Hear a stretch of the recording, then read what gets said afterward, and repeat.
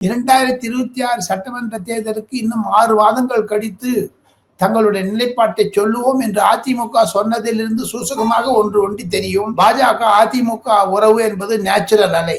அம்மையார் ஜெயலலிதா உயிரில் இருந்த பொழுது ராமர் கோவிலையும் இந்துத்துவாவையும் ஆர்டிகல் 370 அப்ரிகேஷனையும் சப்போர்ட் பண்ணாங்க. அதிலிருந்து வளர்ந்த அதிமுக பாஜக உறவு எடப்பாடி பழனிசாமி 4 ஆண்டுகள் முதலமைச்சராக இருந்தார் என்றால் அது நரேந்திர மோடியினுடைய ஆசிகளால் தான்.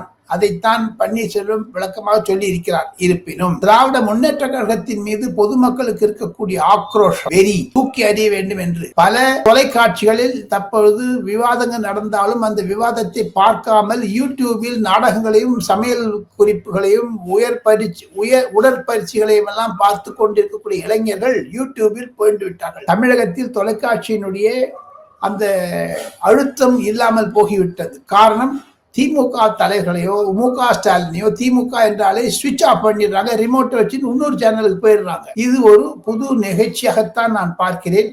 தாங்கள் கேட்ட கேள்விக்கு ஒரே ஒரு வரி பதில் என்ன என்று கேட்டால், வரக்கூடிய நாட்களில் இதனுடைய தாக்கம் கண்டிப்பாக இருக்கும். அதிமுக பாஜக உறவு வந்து தான் தீரும். விஜய்.